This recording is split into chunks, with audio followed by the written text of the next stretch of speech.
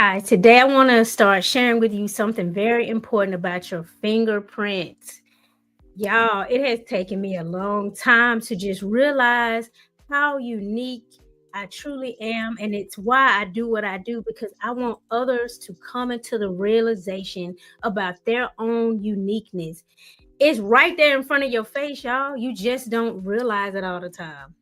I'm so excited. I could just cry because I have really been sitting with this and teasing this out for a while. And it all started with hearing a video that was called something like it's in your voice or you are the blueprint.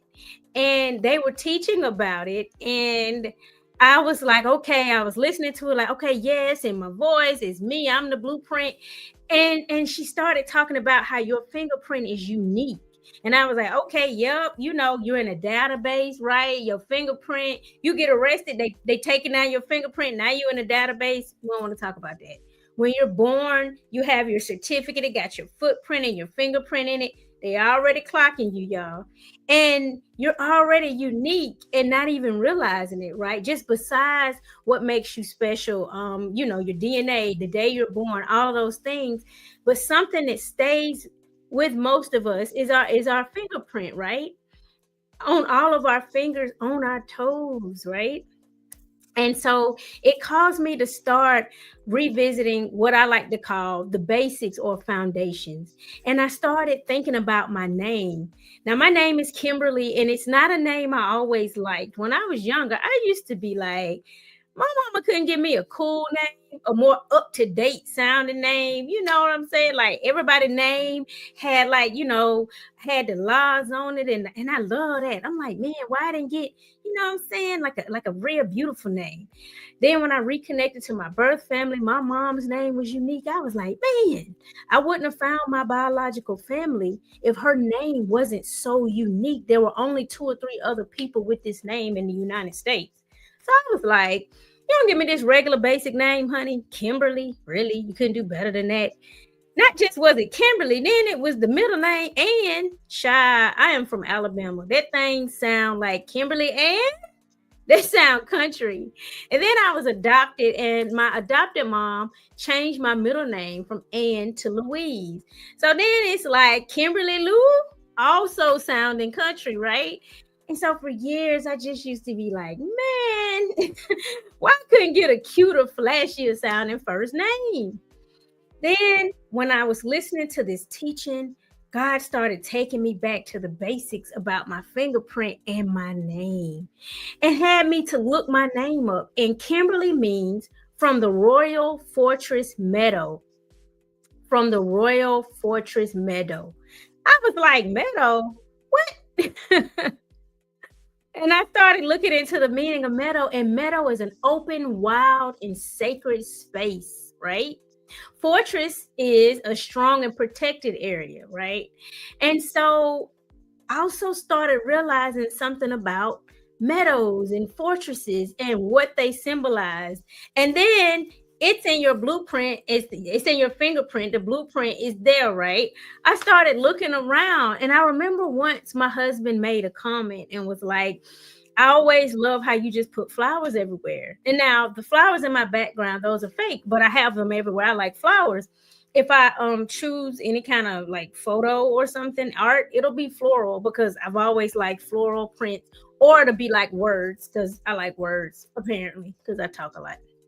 Anyway, and I was like, okay, yeah, some fake flowers is everywhere. I never thought about it. But then as I looked into the meaning of my name, got back to the basics, realized it had been there. The blueprint for everything I needed, who I am, is right here the whole time.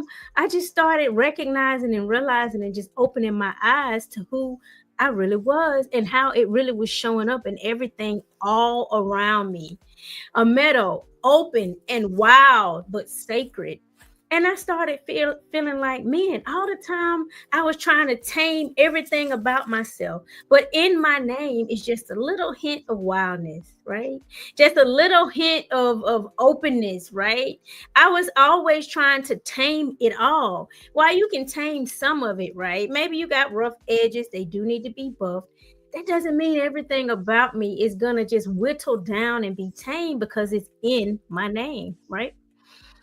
And so what did I say? It was from the Royal Fortress Meadow. Now, royal refers to something related to a queen, a king, a monarchy. And so it can mean majestic or grand. It can mean official or ceremonial, right?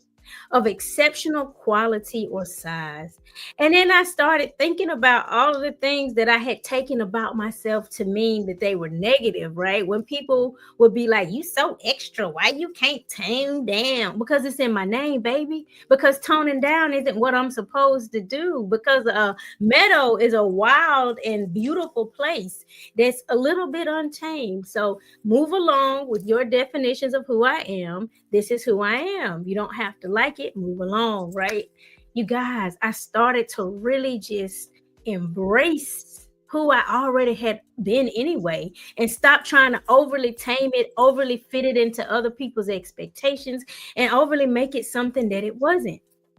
Anyway, and so literal meanings of meadows is it's a piece of grassland, it's low lying, it'll be found near rivers and valleys, right? It's usually filled with soft grasses, wildflowers, and a lot of animals come to graze there, right? So a lot of wildlife, a lot of ecosystems inhabited in meadows. Figuratively, it can symbolize peace and growth and freedom. There's that freedom again, right? Spiritually or symbolically, a meadow can represent a sacred space of rest, renewal, or connection with nature and the divine. Y'all, I was like, and all of these things speak to my missions. It speaks to my work. It speaks to what I bring to the table, right? I started looking up meadows, and the largest meadow in the world is in Australia, Shark Bay, Western Australia. And it is 77 square miles. I said all that to say I used to just think my name was plain and it was just a name. I even started thinking, but it's a common name. And it was common at one point. I think it reached its peak in the 70s. So it's a common name. But if you think about meadows, if they're like oases, you need how many of those? An endless amount. And each meadow is going to be uniquely different. So there can be a billion people with my name, but there's still, back to this fingerprint, only one Kimberly, right? And so it was with this understanding that I created my coaching program, Flourish Forward, because it is a sacred space for healing and a space for you to bloom. And when I think of meadows, like I got this picture up, I just think of all the different types of flowers. And I think of, again, if it's flowers, you're going to have bees because they want honey. You're going to have insects because they want to eat some of the leaves. I just started thinking about it in a more expansive way. And that's how I built the program. It's a membership for women who are tired of shrinking, second guessing who they are, playing small, right? In this space, you are going to be reminded that you are always royalty, that your fingerprint makes you unique, right? Your confidence is not lost. It's just waiting to be remembered. A lot of times you'll hear like different coaches or different people, talking, and it makes you feel like, man, I lost my confidence. You didn't lose anything. You just have to go back to the foundation of who you already are. It's in your fingerprint. So earlier I was on a walk. I really wasn't going to talk about this. I don't want to tear up, but I was on a walk and God was like, look over here. And in my neighborhood is a meadow. It's a preserved meadow where you can't build on it, where there were some extra trees planted and it's off limits to like building or any, you can't mess with it. And I walked by this meadow 1,000 times because it's the place I take my walk. I'm just always drawn to that side. And I go like, oh, I'm going to walk by this open space. I just kept calling it an open space. It's been in my face the whole time, y'all. It's a meadow. It's a beautiful meadow, too. It's got trees and bushes. When you look over, you see birds. I've seen deer over there. I know it's insects, probably some snakes. I mean, I'm not a fan, but they have to have some shelter, too, right? They need some space, too. And I just was like, man, The meaning of my name is all coming full circle. And the more I look around me, the more I see my fingerprint and I see the blueprint for who I am and for what I have to offer. And so let this be your sign to join me to flourish forward, right? To get back to the roots of who you are and to just remember, not discover for the first time, but just re-tap back into that imaginative space that we all can be talked out of as we get older. That's another part of it. We get talked out of the imagination and out of just knowing who we are and standing strong in that. And I speak about this a lot. Circumstances, it could be an experience that happened one time, but plant a seed of doubt in your heart about, who you are and how you should show up. And it could just cause you to shrink back, right? But no, in this season, we are flourishing forward, you guys. And so I just thought I would share that with you. And it's just been unfolding for me for a while.